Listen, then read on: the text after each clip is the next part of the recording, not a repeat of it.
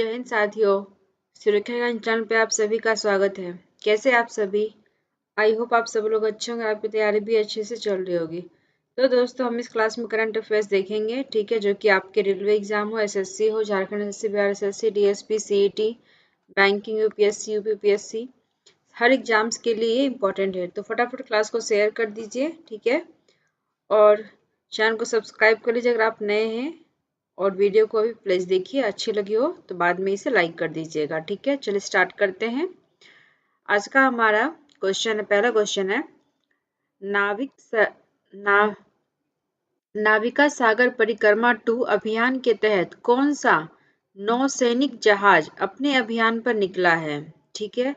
यानी नाविका सागर परिक्रमा 2 अभियान के लिए कौन सा जहाज? तो आंसर क्या है? पहला ऑप्शन है आईएनएसवी, आईएनएसवी मेगायन, फिर महादेई, तीसरा तारनी, चौथा विक्रांत। तो आंसर क्या हो जाएगा? आईएनएसवी, ठीक है, आईएनएसवी तारिणी, ठीक है। Option C is the correct answer.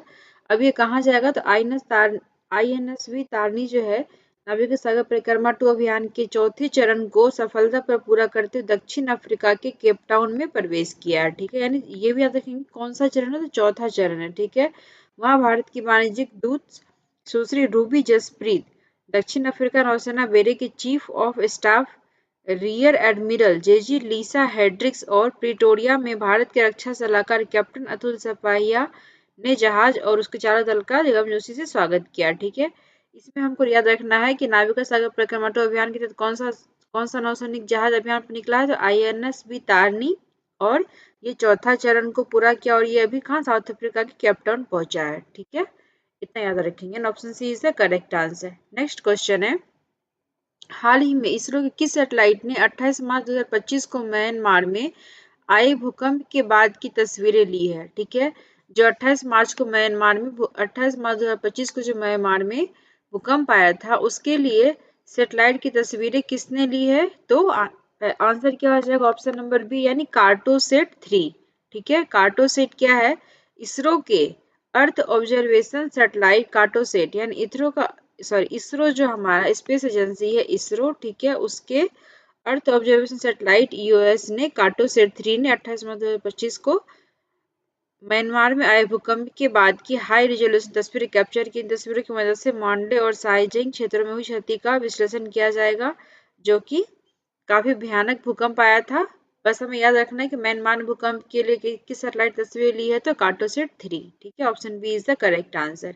Next question है, NITI NCAER states economic forum portal किसने लॉन्च किया है, ठीक है। तो क्या हो जाएगा इसका आंसर? ऑप्शन नंबर बी, यानी कि वित्त मंत्री निर्मला सीतारमण ने, ठीक है, जो कि हाल ही में नई दिल्ली में नीति NCAER states economic forum launch किया है वित्त मंत्री निर्मला सीतारमण ने।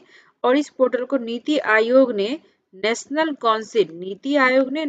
Council of applied economic research NACR के सहयोग से विकसित किया है। यह लगभग 30 वर्ष यानी 1990-91 से 2022-23 की अवधि में सामाजिक, आर्थिक और राजकोषीय मापदंडों, शोध रिपोर्टों, शोध पत्रों और राजवित्त पत्र पर विशेषज्ञ टिप्पणियों से जुड़े डाटा का व्यापक भंडार प्रदान करता है, ठीक है।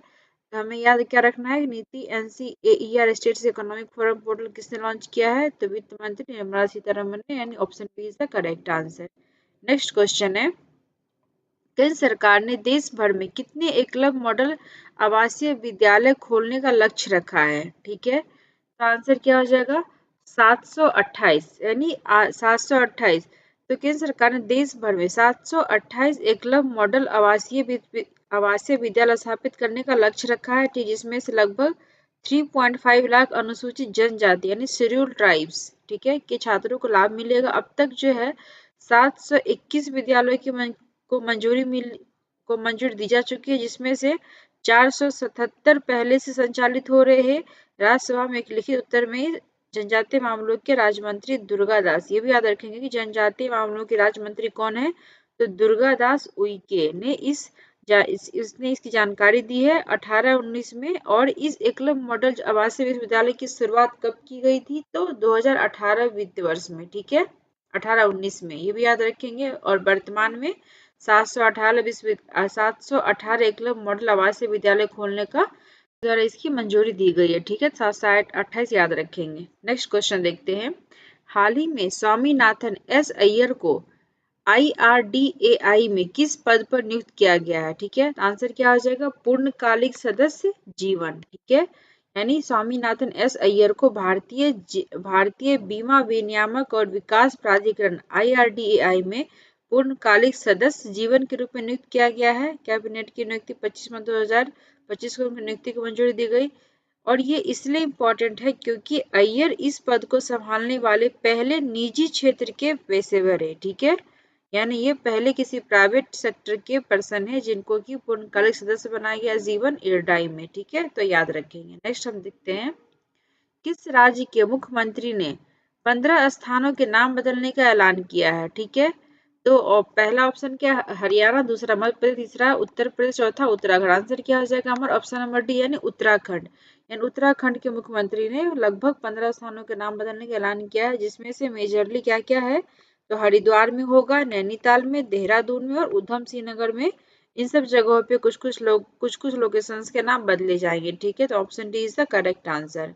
नेक्स्ट क्वेश्चन है, स्पेस एक्स ने कौन सा मिशन लॉन्च किया है? ठीक है, पहला ऑप्शन है फ्रेम 2, दूसरा मिशन अगेन, तीसरा मिशन डिग्री, चौथा मिशन रेडी। ठीक है, आंसर क्या हो जाएगा? ऑप्शन नंबर ए यानी फ्रेम 2। यानी स्पेस एक्स ने फ्रेम 2 मिशन लॉन्च किया है। और स्पेस एक्स किसकी कंपनी है? तो ये याद रखेंगे हम, ये एलन मस्क की कंपनी है। ठीक है, स्पेस एक्स जो है वो एलन मस्क की कंपनी है और इसने फ्रेम 2 मिशन लॉन्च किया है। यह मिशन के तहत टीम 90 डिग्री पोलर ऑर्बिट कुछ खोजों के लिए करीब में 3 से 5 दिनों की अंतरिक्ष यात्रा पर जाने वाली है। ठीक है, यानी कुछ न कुछ रिसर्च करने के लिए जाने वाली है। तो option A is the correct answer. Next question देखते हैं, DBS बैंक इंडिया ने अपना नया MD यानी नया मैनेजिंग डायरेक्टर किसे नियुक्त किया है? ठीक है, पहला ऑप्शन है चंदन सिंह, दूसरा अंबुजा चंदना, तीसरा रावल मुखिया, चौथा दिनेश शर्मा। आंसर क्या हो जाएगा? अंबुजा चंदना। ठीक है, अंबुजा चंदना DBS बैंक और इंडिया ने का प्रबंध निदेशक नियुक्त की गई है। इसके साथ ही ये इसके बारे में आप ये रखेंगे कि ये जो है वरिष्ठ बैंकर यानी अंबुजा चंदना जो इसके पहले कोटक महिंद्रा बैंक में करीबन 16 वर्षों से अधिक वर्षों तक वहां पे कार्य किया इन्होंने। ठीक है, तो DBS बैंक इंडिया का नया MD किसे नियुक्त किया गया है? तो Ambuja Chandra. Option B is the correct answer. Next question देखते हैं, बिहार में अमित शाह ने कितने करोड़ की योजनाओं का उद्घाटन किया है? ठीक है, पहला ऑप्शन 800 प्लस करोड़, दूसरा 645 प्लस करोड़, तीसरा 730 प्लस करोड़, चौथा 554 प्लस करोड़। आंसर क्या हो जाएगा? 800 प्लस करोड़। ठीक है, यानी अमित शाह ने अभी बिहार के विजिट पे गए थे। ठीक है, वहां उन्होंने लगभग 800 करोड़ से भी ज्यादा राशि का जो परियोजनाएं हैं, योजनाएं हैं, उन सब का उद्घाटन किया, शुभारंभ किया और राशि का आवंटन की घोषणा की है। ठीक है, तो option A is the correct answer. Next question है, मनरेगा न्यूनतम मजदूरी 2025-26 में सबसे ज्यादा वृद्धि किस राज्य में हुई है? ठीक है, पहला ऑप्शन है उत्तर प्रदेश, दूसरा हरियाणा, तीसरा महाराष्ट्र, तीसरा है पंजाब। आंसर क्या हो जाएगा? हरियाणा। ठीक है, हरियाणा क्यों है? क्योंकि 2025-26 के तहत मजदूरी दरों में वृद्धि की गई है। दरअसल यह वृद्धि 2.33 से 7.48 के बीच में की गई है। इसे प्रतिदिन के हिसाब से मजदूरी दर 7 रुपए से 26 रुपए बढ़ेगी। जहाँ सबसे ज्यादा वृद्धि हुई है वो क्या? हरियाणा में करीबन 26 रुपए का वृद्धि हुआ है। ठीक है, इसके लिए न्यूनतम मजदूरी में सबसे ज्यादा वृद्धि किस राज्य में की गई है? तो हरियाणा में, यानी option B is the correct answer. Next question है, माइना स्वामी को उगादी पुरस्कार से सम्मानित किया गया है, वह कौन है? उगादी पुरस्कार। ठीक है, पहला ऑप्शन है संगीतकार, दूसरा कवि, तीसरा इतिहासकार, चौथा संपादक। आंसर क्या हो जाएगा हमारा? ऑप्शन नंबर सी इतिहासकार। ठीक है, यानी कि आंध्र प्रदेश सरकार ने मायना स्वामी को उगादी पुरस्कार से सम्मानित किया है। और ये मायना स्वामी क्या है? प्रसिद्ध इतिहासकार और पुरातत्वविद है। समाज में उनके उत्कृष्ट योगदान को देखते हुए उसे उगादी पुरस्कार से सम्मानित किया गया। ठीक है, तो याद रखेंगे option C is the correct answer. Next question है, Karimpuzha wild life sanctuary is located in which state? यानी करीम पूजा जो वाइल्ड लाइफ सेंचुरी वन्य जीव अभ्यारण्य है वो कहाँ किस राज्य में स्थित है? तो पहला ऑप्शन है गुजरात, दूसरा उड़ीसा, तीसरा केरला, चौथा तमिलनाडु। आंसर क्या आ जाएगा हमारा? केरला। ठीक है, केरला में जो है हमारा करीम पूजा वाइल्ड लाइफ सेंचुरी लोकेटेड है।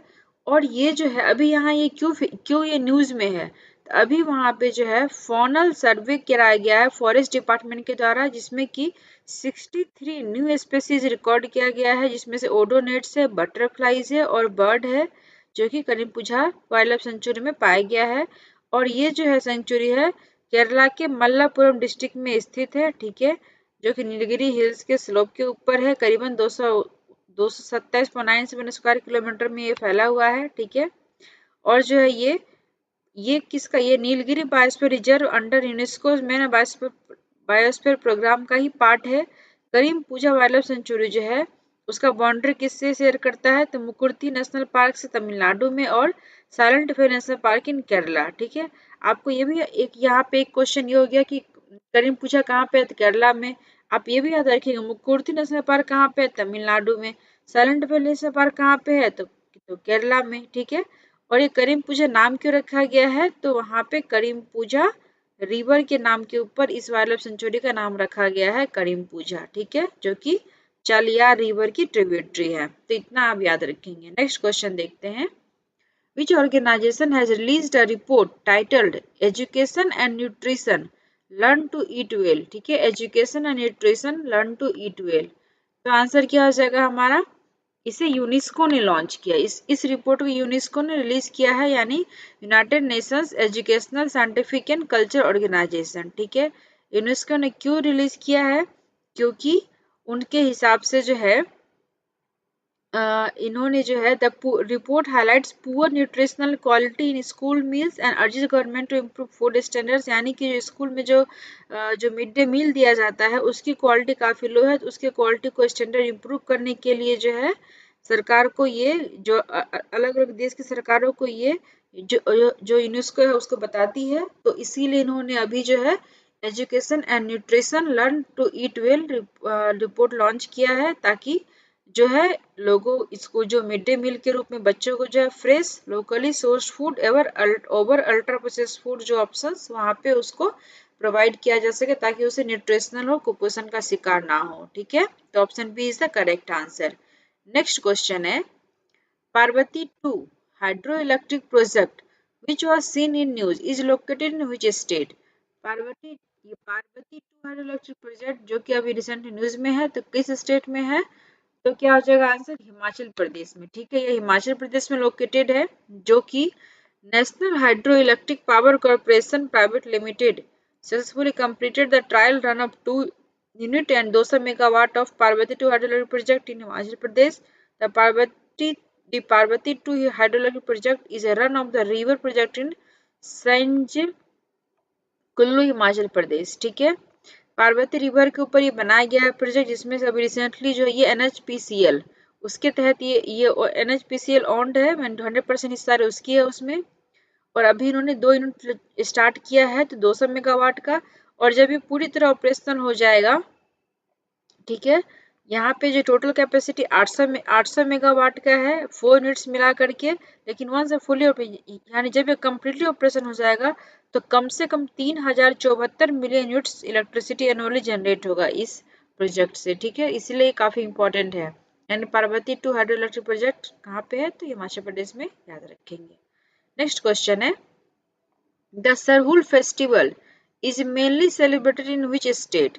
सरहुल फेस्टिवल कहाँ पे सेलिब्रेट होता है, पहला ऑप्शन है गुजरात, दूसरा झारखंड, तीसरा कर्नाटक, चौथा मिजोरम। आंसर क्या हो जाएगा, झारखंड में, ठीक है। यानी जो सरहुल फेस्टिवल है वो झारखंड में सेलिब्रेट किया जाता है। अब ये सरहुल जो फेस्टिवल है वो आदिवासी कम्युनिटी की तरह सेलिब्रेट किया जाता है, मेनली कहाँ पे, छोटा नागपुर रीजन में। और ये क्यों, तो to mark spring and new year, यानी जो बसंत ऋतु आती है, जो नया साल हमारा चालू है, चैत मास जो है हिंदू नव वर्ष का, उसके उपलक्ष्य में इसको सेलिब्रेट करते हैं। सरहुल मीन्स क्या होता है, तो वर्शिप ऑफ साल ट्री, यानी जो साल का वृक्ष है उसका पूजा करना, ठीक है। और जो है symbolising union and earth for life, यानी जीवन के लिए सूर्य और धरती का दोनों का एक साथ एकीकरण को दर्शाता है। जैसे कि इसमें ट्राइब्स में कौन कौन हो गए, तो ओरांग हो गए, मुंडा, संथाल, खाड़िया और हो, ये सब जो ये सब जनजाति है वो इन सब इन फेस्टिवल्स को सेलिब्रेट करती है। क्वेश्चन देखते हैं। The Lok Sabha recently passed a bill to establish Tribhuvan Sahkari university in which state, यानी त्रिभुवन सहकारी यूनिवर्सिटी कहाँ एस्टेब्लिश किया जाएगा? तो क्या है? पहला ऑप्शन पंजाब, दूसरा उत्तर प्रदेश, तीसरा गुजरात, चौथा हरियाणा। आंसर क्या हो जाएगा? गुजरात में। ठीक है, त्रिभुवन सहकारी यूनिवर्सिटी गुजरात में स्थापित किया जाएगा और ये लोकसभा से बिल पास हुआ है। कहाँ पे? आनंद में इसका स्थापना किया जाएगा। ठीक है, आनंद पड़ता है गुजरात के अंदर। ठीक है, और इनका नाम क्यों रखा गया है? त्रिभुवन दास पटेल एक पायनियर थे इंडिया कोऑपरेटिव मूवमेंट के, यानी भारतीय असहयोग आंदोलन के जो है उनके पायनियर यानी प्रसिद्ध एक चेहरा है वो उनका। ठीक है, त्रिभुवन किसी भाई पटेल एक इंडिपेंडेंस एक्ट यानी जो स्वतंत्रता सेनानी भी थे, लॉयर भी थे, पॉलिटिशियन भी थे। उन्होंने Kaira district cooperative milk producers union limited का भी उनके फाउंडर है। उन्होंने 1940 में उसके फाउंडर एंड उसको स्थापित किया था और वो हरिजन सेवक समिति के भी अध्यक्ष प्रेसिडेंट रह चुके हैं। कब से कब? तो 1948 से 1983 तक। ठीक है, इसीलिए इनके नाम पे जो है त्रिभुवन सहकारी यूनिवर्सिटी का स्थापना आनंद में, गुजरात के आनंद में किया जाएगा। Option C is the correct answer. ठीक है, नेक्स्ट क्वेश्चन है। Which district in Jharkhand has become the first to launch a non-alcoholic fatty liver disease screening campaign? ठीक है, यानी झारखंड के किस जिले में जो है पहली बार लॉन्च किया गया क्या? तो non alcoholic fatty liver disease screening campaign. ठीक है, पहला ऑप्शन रांची, दूसरा पलामू, तीसरा वेस्ट सिंहभूम, चौथा हजारीबाग। आंसर क्या हो जाएगा? रांची। ठीक है, तो यानी कि रांची से जो है जो फैटी लिवर की समस्या है उसके लिए कैंपेन रांची से स्टार्ट किया गया। इसमें होता क्या है कि जो है लीवर की साइज जो है वो बढ़ जाती है। क्यों? तो जो जो लोग अल्कोहल कंज्यूम नहीं भी करते उनके भी लीवर का साइज बढ़ जाता है, उसके लिए कैंपेन चलाया गया। ठीक है, तो आंसर क्या हो जाएगा? Option number A Ranchi. Next question है। Which day is observe as national maritime day every year in India? ठीक है, नेशनल मैरीटाइम डे किस तारीख को सेलिब्रेट करते हैं? आंसर क्या हो जाएगा? ऑप्शन नंबर सी यानी 5 अप्रैल को। 5 अप्रैल को हम नेशनल मैरीटाइम डे सेलिब्रेट किया जाता है, जो कि Maharashtra governor CP Radhakrishnan inaugurated किया है। इन्होंने 62nd नेशनल मैरीटाइम डे यानी 62वां नेशनल मैरीटाइम डे को इनॉग्रेशन किया है एंड मर्चेंट नेवी वीक को भी इनॉग्रेशन किया है। कहाँ पे? तो राजभवन मुंबई के। और नेशनल मैरीटाइम डे सेलिब्रेट होता है एवरी ईयर 5 अप्रैल को। और ये क्या मार्क करता है? तो ये मार्क करता है the maiden voyage of SS Loyalty, the first Indian owned ship. जो एसएस लॉयल्टी थे जो पहला भारतीय मतलब भारतीय उसका ऑनर था, ओन्ड शिप था, जो कि मुंबई से लंदन के लिए चली थी। कहाँ? कब? तो 5 अप्रैल 1919 को। ठीक है, इसके उपलक्ष्य में हम इसकी स्थापना किया हो गया। नेशनल मैरीटाइम डे सेलिब्रेट करते 5 अप्रैल को। ठीक है, नेक्स्ट क्वेश्चन देखते हैं। हाल ही में केंद्रीय अन्वेषण ब्यूरो सीबीआई ने अपना कौन सा स्थापना दिवस मनाया है? ठीक है, सीबीआई ने यानी सेंट्रल ब्यूरो ऑफ इन्वेस्टिगेशन। ठीक है, सेंट्रल ब्यूरो ऑफ इन्वेस्टिगेशन, इसका नाम है सीबीआई जांच, हम लोग हर जगह बोलते हैं ना। ठीक है, तो इन्होंने अभी अपना 62वां स्थापना दिवस मनाया है, यानी ऑप्शन बी करेक्ट हो जाएगा इसका। और सीबीआई के वर्तमान निदेशक कौन है? डायरेक्टर कौन है? तो प्रवीण सूद। ठीक है, इनका मुख्यालय कहाँ है? तो नई दिल्ली में। और इसकी स्थापना कब की गई थी? तो 1963 में। और ये आता किस मंत्रालय के तहत है? तो गृह मंत्रालय। ये सब आपके अलग अलग क्वेश्चन है, तो आप ये भी याद रखेंगे कि गृह मंत्रालय के तहत आते 1963 में इसकी स्थापना की गई थी। नई दिल्ली इनका मुख्यालय है और प्रवीण सूद सीबीआई के अध्यक्ष है या निर्देशक है। ठीक है, इतना याद रखेंगे। नेक्स्ट क्वेश्चन देखते हैं। अब कुछ वन देख लेते हैं दोस्तों। ठीक है, तो चलिए हम देखते हैं। भारतीय रिजर्व बैंक ने पूनम गुप्ता को नया डिप्टी गवर्नर नियुक्त किया है और वह किसका जगह लेंगी? तो माइकल पात्रा का। ठीक है, याद रखेंगे नया डिप्टी गवर्नर कौन बनी है? तो पूनम गुप्ता, और वो माइकल पात्रा का स्थान लेंगी। ठीक है, नेक्स्ट हम देखते हैं। भारतीय सेना का कमांडर्स सम्मेलन 1 से 4 अप्रैल तक 2025 तक नई दिल्ली में आयोजित किया जा रहा है। यानी भारतीय सेना का कमांडर सम्मेलन जो है वो नई दिल्ली में ऑर्गेनाइज किया जा रहा है। कब से कब तक? तो 1 से 4 अप्रैल 2025 तक। ठीक है, ये हो गया। नेक्स्ट हम देखते हैं। मार्च 2025 में यूनिफाइड पेमेंट इंटरफेस यानी यूपीआई के जरिए जो लेन देन हुआ है उसमें कितनी की बढ़ोतरी हुई है, तो 13.5 यानी 13.5% की बढ़ोतरी दर्ज की। कुल ट्रांजैक्शन जो लगभग 18.3 अरब पहुंच गया है, जबकि फरवरी में यह आंकड़ा कितना था, तो 16.11 यानी कि जो मार्च महीने में 13.5% की बढ़ोतरी हुई है और लगभग ट्रांजैक्शन कितना हुआ है, तो 18.3 अरब रुपीस का ट्रांजैक्शन हुआ है। ठीक है, नेक्स्ट हम देखते हैं, हर साल 2 अप्रैल को दुनिया भर में विश्व ऑटिज्म जागरूकता दिवस यानी वर्ल्ड ऑटिज्म अवेयरनेस डे मनाया जाता है। ठीक है, तो याद रखें कब मनाया जाता है, 2 अप्रैल को। ठीक है, नेक्स्ट है, कर्मचारी भविष्य निधि संगठन यानी ईपीएफओ ने बहु बैंकिंग केंद्रीकृत संग्रह प्रणाली में 15 और बैंकों को शामिल किया है। यानी इसके साथ ही जो है सरकारी और निजी बैंकों की संख्या कितनी हो गई है, तो 32। कहाँ पे, तो बहु बैंकिंग केंद्रीकृत संग्रह प्रणाली में, और इसे किसने किया, तो ईपीएफओ ने। ठीक है, याद रखेंगे। नेक्स्ट हम देखते हैं, भारत की नवीकरणीय ऊर्जा क्षमता में पिछले वित्त वर्ष में 25 गीगावाट की रिकॉर्ड वृद्धि हुई है, जिसमें पिछले वित्त वर्ष में इस क्षेत्र में लगभग 35% की वृद्धि हुई है। ठीक है, यानी कि वो बोलना चाह रहा है कि वित्त वर्ष में जो है, पिछले वित्त वर्ष में लगभग 25 गीगावाट की रिकॉर्ड वृद्धि हुई और उसके पिछले वर्ष में लगभग कितनी हुई थी, तो 35% की वृद्धि हुई थी। ठीक है, तो याद रखेंगे। नेक्स्ट देखते हैं, भारत का विषय वस्तु कर यानी GST, goods and service tax. ठीक है, गुड्स एंड सर्विस टैक्स का संग्रह मार्च 2025 में कितना कलेक्शन हुआ है, तो 1.9 लाख करोड़ रुपए का कलेक्शन हुआ है, जिसमें कि इसी महीने यानी मार्च 2024 की तुलना में कितना वृद्धि हुआ है, तो 9.9% की वृद्धि दर्ज हुई है मार्च 2024 की तुलना में, और मार्च 2025 में कितना कलेक्शन हुआ है, तो 1.96 लाख करोड़ रुपए। ठीक है, नेक्स्ट हम देखते हैं, वित्त वर्ष 2024-25 में भारत का रक्षा निर्यात 23,622 करोड़ यानी डॉलर में देखिए 2.76 बिलियन के रिकॉर्ड स्तर पर पहुंच गया है, जो कि पिछले वित्त वर्ष की तुलना में लगभग 12.04% की वृद्धि को दर्शाता है। ठीक है, यानी रक्षा निर्यात कितनी परसेंट वृद्धि हुई है, तो 12.04%, और कितना रुपीज में है, तो 23,622 करोड़ रुपए का लगभग डॉलर में 2.76 बिलियन डॉलर का रिकॉर्ड हासिल किया है 24-25 ईयर में। ठीक है,